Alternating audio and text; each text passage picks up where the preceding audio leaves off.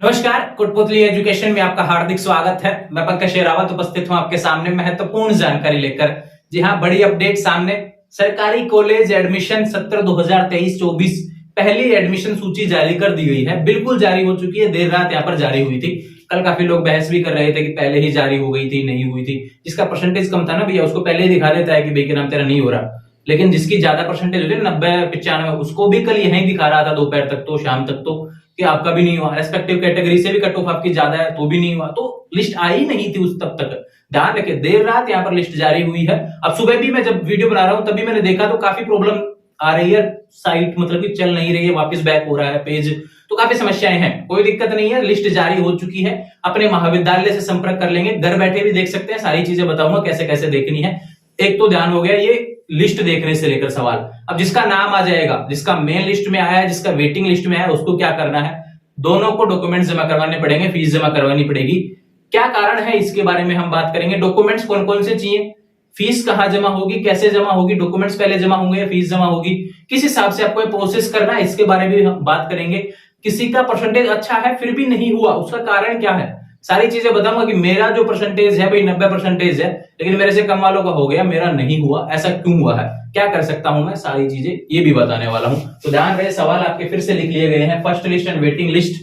ध्यान रखें, दो लिस्ट जारी होती है, दोनों आ चुकी है। लिस्ट कैसे देखेंगे घर बैठे, आगामी प्रक्रिया क्या होने वाली है, दस्तावेज और फीस कैसे होगा प्रोसेस, फीस कितनी है, यह चीज भी आपको बताने वाला हूं। डॉक्यूमेंट्स नहीं है, क्या करें, कोई समस्या है डॉक्यूमेंट्स को लेकर तो क्या करना है, उसके बारे में भी आपको बताने वाला हूं। वीडियो में आप अंत तक बने रहें तथा जिन्होंने भी अभी तक चैनल को सब्सक्राइब नहीं किया, चैनल को सब्सक्राइब कीजिए। एक ही वीडियो में सारी चीजें देखने को मिल जाएंगी। जी हाँ, सबसे पहले बात करते हैं फर्स्ट लिस्ट और वेटिंग लिस्ट। तो फर्स्ट लिस्ट जो होती है उसको बोलते हैं मुख्य लिस्ट, यानी कि मेन लिस्ट है ना। और जो वेटिंग होती है उसको क्या बोलते हैं हम, प्रतीक्षा सूची, यानी कि आप इंतजार में हैं, अभी आपका अभी कंफर्मेशन नहीं हुआ है। अब देखो लिस्ट कैसे देखते हैं, सबसे पहले तो यहां पे चलते हैं। सबसे पहले क्या करना है भैया, एक लिंक अवेलेबल करवा रखा है डिस्क्रिप्शन में, कल रात को ये अवेलेबल करवा दिया था, वहां से भी चेक कर लेंगे। वहां से नहीं हो रहा है तो कोई दिक्कत नहीं है, किसी नजदीकी मित्र से चेक करवा लेंगे। दूसरा बात करूं, घर बैठे देखना है तो एसएसओ आईडी पे जाना है भैया, एसएसओ आईडी ओपन करनी है। एसएसओ आईडी में डीसीई यानी डिपार्टमेंट ऑफ कॉलेज एजुकेशन नाम से एक पोर्टल बना हुआ है, उस पर क्लिक करेंगे। वहां पे जाएंगे तो वहां पे एक पेज आएगा जो कि आपको स्क्रीन पर देखने को मिल रहा है। अभी सुबह तक इस चीज पे एक लाइन लिखी हुई नहीं आ रही है, लेकिन वो आ जाएगी। यहां पर आएगा बधाई पत्र डाउनलोड करें या फिर मेरिट खोजें, सर्च मेरिट, ऐसा देखने को मिल जाएगा। बीच में जो ब्लिंक करेगा रेड है ना, ये ध्यान रखो, रेड कलर मतलब उसमें ब्लिंक करेगा, तो उस पे अपना एप्लीकेशन नंबर डालेंगे और डेट ऑफ बर्थ जब लगाएंगे तो आपको लिस्ट देखने को मिल जाएगी, ध्यान रखें। तो एसएसओ आईडी मैंने बता दिया, एसएसओ आईडी पे जाएंगे तो डीसीई ऑप्शन आएगा, डिपार्टमेंट ऑफ कॉलेज एजुकेशन, ये मैंने शॉर्ट में बताया, उसमें बड़े अक्षरों में लिखा आता है डिपार्टमेंट ऑफ कॉलेज एजुकेशन, है ना। और उसके बाद में आएगा ऑप्शन, उसमें ओपन करेंगे, जो चीज ओपन होती है ना वहां पे, उसमें देखने को मिलेगा मेरिट खोजे के नाम से, सर्च मेरिट इंग्लिश में हम बात करें, बधाई पत्र डाउनलोड करें, ये सारी चीजें वहां पे ब्लिंक करेंगी रेड कलर में, ध्यान रखें, झमझमाट करेगा मतलब एक तरीके से। तो वहां से आप अपना चेक कर लेंगे, कोई दिक्कत नहीं आने वाली है। अब जिसके भी लिखा आ जाए ना बधाई, ऐसा देखने को मिलेगा बधाई, तो उसका मतलब ध्यान रखो, उसका फर्स्ट लिस्ट या वेटिंग लिस्ट में नाम है अगर बधाई लिखा आ रहा है तो।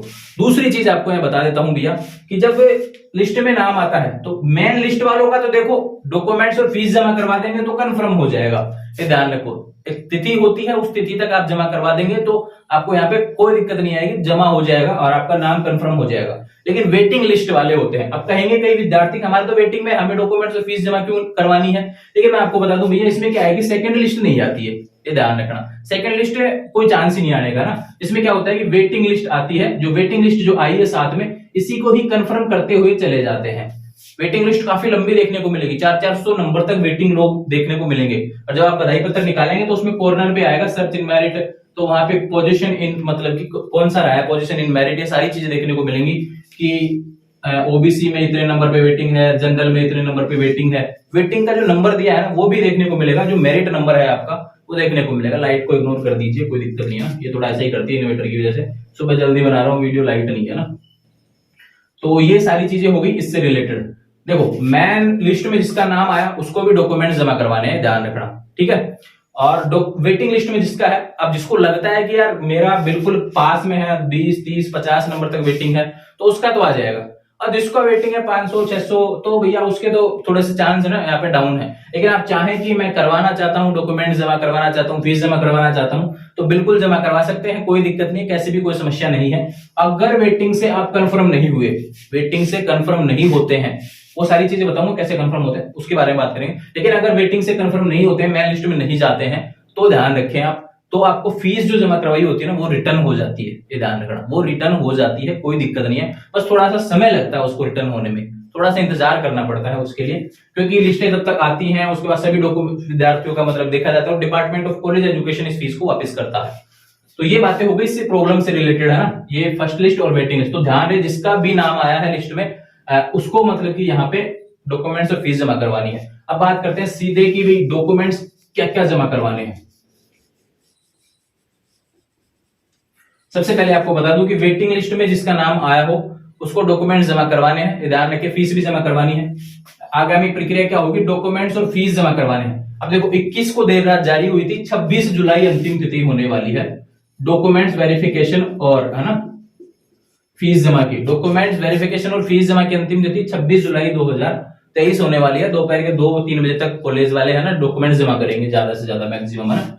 तो डॉक्यूमेंट्स में जब जमा करेंगे तो डॉक्यूमेंट्स पहले जमा होंगे, ध्यान रखना, उसके बाद में फीस मित्र पे जमा होगी। पहले डॉक्यूमेंट्स आपको कॉलेज जाना पड़ेगा भैया, उसके बाद में मित्र पे फीस जमा होगी, ये चीज भी आप ध्यान रखना। फीस की बात हम कर लेते हैं, फीस मित्र पे जमा होगी, जो आपका बधाई पत्र निकलेगा ना उसमें ही देखने को मिल जाएगी, नीचे चलना उसमें कुल अमानत राशि ऐसे देखने को मिल जाएगी, भाई कितनी फीस आपको जमा करवानी है आपकी, वो सारी देखने को मिल जाएगी। 1500 रुपए देखने को मिलेगी, ज्यादा से ज्यादा नहीं मिलेगी ना। बीएससी वालों के लिए यहाँ पे 1300-1400 रुपए देखने को मिल सकती है। कैटेगरी वाइज फीस होती है भैया कम ज्यादा है ना। दस्तावेज की बात कर लेते हैं, भाई डॉक्यूमेंट्स कौन से चाहिए लिख देता हूँ, ठीक ऐसे ही जचा के ले जाना, कहीं कोई दिक्कत नहीं आएगी, ध्यान रखना। बधाई पत्र जो कि मित्र से निकलेगा, ये ध्यान रखना। बधाई पत्र जो कि स्क्रीन पर आपको देखने को मिल रहा है ऐसा होता है भैया बधाई पत्र, ये ध्यान रखना। ये वेटिंग वालों का भी निकलेगा और ये मेन लिस्ट वालों का भी निकलेगा, ये चीज भी आप ध्यान रखना। मैसेज सभी विद्यार्थियों के पास पहुंच गया, अगर नहीं पहुंचा है तो शाम तक पहुंच जाएगा आज, है ना।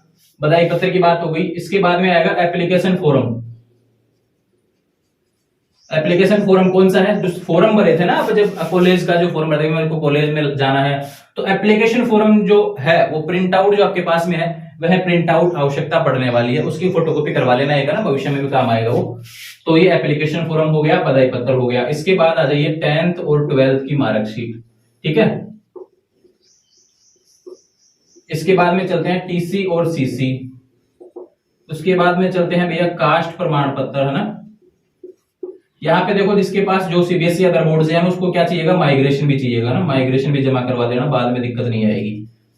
ठीक है, बात करूं कास्ट प्रमाण पत्र के बाद में क्या क्या हो गया, जाति और मूल निवास जिसका भी है, मूल निवास आधार कार्ड है ना, मूल निवास नहीं है तो आधार कार्ड चल जाएगा, कोई दिक्कत नहीं है।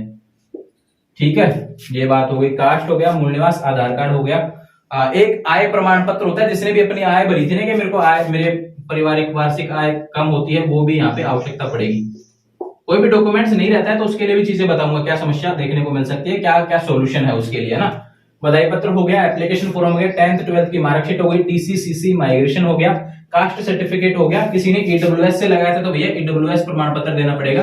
जनरल वालों का कास्ट का प्रमाण पत्र बनता ही नहीं है, जो ईडब्ल्यूएस में होते हैं उनका ईडब्ल्यूएस बन जाता है। एससी एसटी में तो एससी एसटी का बन जाएगा, ओबीसी का तो ओबीसी का बन जाएगा, एमबीसी का तो एमबीसी का बन जाएगा। वो सारा मतलब कि जमा करवाना है आपको, क्योंकि कैटेगरी के हिसाब से आपका नंबर आएगा। अगर आपका नंबर मतलब ये ध्यान रखिए, आपने फॉर्म जो भरा था उस टाइम आपने कोई कैटेगरी सर्टिफिकेट नहीं लगाया कि मैं तो जनरल से लगा रहा हूं, मेरा जाति प्रमाण पत्र नहीं बना, तो फिर आपको इसकी आवश्यकता नहीं पड़ेगी, ध्यान रखो।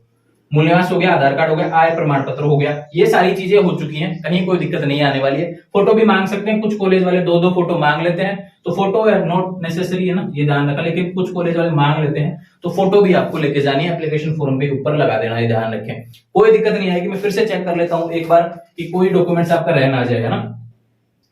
हाँ, एक चीज और है, जनाधार और एक आएगा भैया बोनस प्रमाण पत्र। बोनस प्रमाण पत्र क्या चीज होती है भैया, बोनस प्रमाण पत्र किसी ने लगाया हो कि स्काउट से हूं, एनसीसी से हूं, एनएसएस से हूं, ऐसा स्कूल में अगर किसी ने लगाया था, कोई भी उत्कृष्ट खेल से है, तो वो प्रमाण पत्र आपको देना पड़ेगा भैया। ये सारे डॉक्यूमेंट्स आप इसी सीरियल में आप तैयार करके लेके जाना और ऐसे कैसे दे देना वहां पर, ये ध्यान रखो। अब भी देखो इसमें क्या करना पड़ेगा, बधाई पत्र जो है ना, इसमें आपका साइन का ऑप्शन आता है कि अभ्यर्थी के हस्ताक्षर ऐसा ऑप्शन आता है, उस पर आप साइन करेंगे, ध्यान रखें। कुछ विद्यार्थियों में अभिभावक के हस्ताक्षर ऐसा भी ऑप्शन देखने को मिलता है, तो उसमें अपने माता पिता जी के हस्ताक्षर करेंगे या फिर गार्जियंस कोई भी हो, बड़े भाई, उन सभी के हस्ताक्षर आप कर सकते हैं, उनमें से एक का किसी का हस्ताक्षर, है ना, ध्यान रखें। इससे नीचे वाले जो भी जितने भी डॉक्यूमेंट्स है ना भैया, ये इससे नीचे वाले टीसीसीसी को छोड़कर इससे नीचे जितने भी डॉक्यूमेंट्स है उन पे सेल्फ अटेस्टेड यानी कि खुद का साइन करना है फोटोकॉपी पर, है ना, ये ध्यान रखना, ओरिजिनल नहीं फोटोकॉपी पर, ये ध्यान रखें। टीसीसीसी हमेशा ओरिजिनल जमा होती है, कहीं कोई कंफ्यूजन नहीं होना चाहिए। डॉक्यूमेंट्स वेरिफिकेशन की अंतिम तिथि क्या है, 26 जुलाई 2023 होने वाली है, ध्यान रखें। फीस जमा की अंतिम तिथि भी 26 जुलाई 2023 है, ये चीज भी आप ध्यान रखें। भविष्य में बढ़ेगी नहीं बढ़ेगी वो बाद की बातें, लेकिन अभी 26 जुलाई ध्यान रखनी है, ये ध्यान रखें। अगर आप में से 26 जुलाई 2023 तक कोई डॉक्यूमेंट्स वेरिफिकेशन नहीं करवाता है, अब आती है मेन बात की, फर्स्ट लिस्ट में हो चाहे वेटिंग लिस्ट में हो, जिसने डॉक्यूमेंट्स वेरिफिकेशन नहीं करवाया, जिसने फीस जमा नहीं करवाई, दोनों में से किसी भी प्रोसेस में रह गए, तो आप इन दोनों लिस्ट से बाहर हो जाएंगे और कोई मौका नहीं मिलेगा आपको एडमिशन का, ध्यान रखना। तो जरूरी क्या हो गया, डॉक्यूमेंट्स वेरिफिकेशन और मतलब कि फीस जमा करवाना जरूरी है भैया, जिसका भी लिस्ट में नाम हो। 26 तक जमा नहीं करवाते हैं तो आप लिस्ट से बाहर हो जाएंगे, ध्यान रखना, और फिर आपका एडमिशन नहीं होगा। आपकी जगह किसको दे दी जाएगी, जो वेटिंग लिस्ट में नाम है ना, वो कंफर्म होते हुए चले जाते हैं, ये ध्यान रखना। बहुत से विद्यार्थी ऐसे हैं जिन्होंने महाराजा महारानी में एडमिशन ले रखा है, अभी आ गया उनका नंबर, तो वो यहाँ पे एडमिशन नहीं लेंगे, तो यहाँ पे सीटें खाली होंगी भैया काफी, तो यहाँ से वेटिंग वाले हैं ना ऊपर चले जाएंगे ऑटोमेटिक, कोई दिक्कत नहीं है। जो जमा करवा देगा डॉक्यूमेंट्स, मान लो मैन में से जमा करवाया, तो मैन में तो जिसने भी जमा करवा दिया ना 26 जुलाई तक डॉक्यूमेंट्स और फीस, उसका तो भैया कंफर्म हो जाएगा एडमिशन, फाइनल एडमिटेड का मैसेज आएगा उनके पास, है ना। वो कब आएगा, इस लिस्ट के बाद, मतलब 26 तारीख के बाद में एक लिस्ट देखने को मिलेगी। अगर ये डेट नहीं बढ़ती है तो आपको 29 के आसपास देखने को मिल जाएगी फाइनल एडमिटेड। और वेटिंग की बात करता हूं तो वेटिंग वालों का भी जितने लोगों का कंफर्म होगा वेटिंग में से, उसका फाइनल एडमिट लिस्ट में से नाम आ जाएगा, मतलब ध्यान रखें, मैसेज भी पहुंच जाएगा कि you are in waiting and you are selected in final admitted list, यानी कि वेटिंग से आपका कंफर्म हो चुका है, फाइनल एडमिटेड का नाम भी आपको देखने को मिलेगा। तो ध्यान रहे, यह प्रोसेस थी, इससे रिलेटेड आपको डॉक्यूमेंट्स और फीस जमा करवाने पड़ेंगे। फीस की मैंने आपको बता दी, जो बधाई पत्र आप निकलवाएंगे ना, 2 पेज का निकलेगा बधाई पत्र, उसमें आपको फीस भी देखने को मिलेगी, आपकी फीस कितनी है, तो कंफ्यूज नहीं होना है, बिल्कुल भी ध्यान रखें। अब किसी कॉलेज में किसी का मेन लिस्ट में नाम आ रहा है, किसी ने 2 कॉलेजों से लगाया हुआ फॉर्म, और किसी ने वेटिंग में, किसी दूसरे कॉलेज में वेटिंग में आ रहा है, तो भैया देखो वेटिंग वाला कंफर्म हो या नहीं हो ये जरूरी नहीं है, क्योंकि सीटें इतनी होती है, सब एडमिशन का इंतजार कर रहे हैं, हो जाएगा एडमिशन, ध्यान रखें। अगर मान लो कहीं वेटिंग में आसपास है ना, तो फीस जमा करवा देना, नहीं होता है तो फीस रिटर्न हो जाती है, ये ध्यान रखना। अगर मान लो किसी में वेटिंग ज्यादा है और उसका कंफ्यूज चल रहा हो कि मेरा इसी कॉलेज में लेना है, तो जरूरी नहीं है भैया कि वहां पे हो, तो ध्यान रहे, जहां पे नाम नंबर आ रहा है ना, जिस लिस्ट में नाम आया वहां पे आप जमा करवा देना, डॉक्यूमेंट्स लेट नहीं करना है। ये सारे सवाल थे इस लिस्ट से रिलेटेड, जितने भी मैंने बता दिए हैं। डॉक्यूमेंट्स नहीं है तो क्या करें, अब देखो काफी विद्यार्थियों को समस्या आएगी कि हमारे पास 10th और 12th की मार्कशीट में से 12th की मार्कशीट अभी ओरिजिनल नहीं है। टीसीसीसी हमारा जब ही निकलेगा जब हमारा मतलब ये 12th का मार्कशीट पहुंचेगा स्कूलों में, तो इसके लिए एक ही समाधान है भैया, एक एप्लीकेशन लिख के देना है ना, ध्यान रखना, वो ही लिखना, सेवा में श्रीमान प्राचार्य महोदय, जिस भी कॉलेज से है फॉर्म लगाया, जैसे एलबीएस कॉलेज कोटपुतली से है, कोई पानादेवी महिला महाविद्यालय कोटपुतली से है, क्या लिखना है ध्यान रखें, उसमें लिख देंगे सेवा में श्रीमान मान्यवर सविनय निवेदन है कि मैंने इस महाविद्यालय में यहाँ पे एडमिशन लेने के ये लिया था, फॉर्म भरा था, और यहाँ पे मेरे पास डॉक्यूमेंट्स अभी है, कमी पड़ रही है, मैं अगले 15 दिन में जमा करवा दूंगा, ऐसा लिखना है, ठीक है। थोड़ा सा निवेदन करना है, वो आपको मतलब कि समय दे देंगे, कोई दिक्कत नहीं इन चीजों से रिलेटेड। लेकिन कास्ट सर्टिफिकेट में कोई भी छूट नहीं दी जाएगी, ये ध्यान रखें। अगर आपने पहले लगा दिया कि मैं ओबीसी से हूं, तो भैया ओबीसी का सर्टिफिकेट यहाँ पर आपका लगाना ही पड़ेगा, ये ध्यान रखें। तो ये अपडेट थी सरकारी कॉलेज फर्स्ट एडमिशन लिस्ट से लेकर। अब एक चीज आपको बता देता हूँ, कहीं कोई परेशान होने की आवश्यकता नहीं है, जिसका भी लिस्ट में नाम नहीं आया, कहीं कोई डाउट चल रहा है कि मेरा नंबर कम था ज्यादा था, क्या कारण होता है कि किसी ने अगर पिछले सेशन किया होगा ना 12th, इस सेशन नहीं किया हो, 12th पास नहीं, मतलब कि इस सेशन उसने गैप दे दिया होगा, कॉलेज एडमिशन नहीं लिया होगा, तो उसकी परसेंटेज ऑटोमेटिक डाउन हो जाती है, ये ध्यान रखना। और दूसरा हम बात करें कि कोई स्ट्रीम, जैसे 12th तक साइंस से किया, उसके बाद में बीए में आ गया कोई, अब कि मैं बीए करूंगा, मतलब कि फर्स्ट ईयर का फॉर्म भरूंगा, तो उसकी भी cut off 3-4 percentage automatic down हो जाएगी। तो कई बार इतनी परसेंटेज गई, 80% गई है, 79 वाले का हो गया, मेरा नहीं हुआ, मेरी तो 82 थी, तो भैया आपकी परसेंटेज डाउन हो गई होगी 3-4%, क्योंकि आपने गैप लगाया हुआ है, ध्यान रखो, ये सबसे बड़ा चीज है। और अगर स्ट्रीम चेंज करते हैं तो भी आपकी परसेंटेज डाउन होती है, ये चीजें भी होती हैं। तो ये सरकारी कॉलेज यूजी एडमिशन पहले लिस्ट को लेकर नोटिस था। अब एक चीज आपको बता देता हूं कि जो भी सवाल आपके रहते हैं ना, 10 बजे तक तो सारे सवाल आपके खत्म हो जाएंगे। उसका कारण है क्योंकि आप कॉलेज पहुंच जाएंगे। कॉलेज जाने के बाद में क्या करना है, कहीं कोई सवाल आपके दिमाग में चल रहा है, इस पे कमेंट कर देना, इस वीडियो पे आके ना।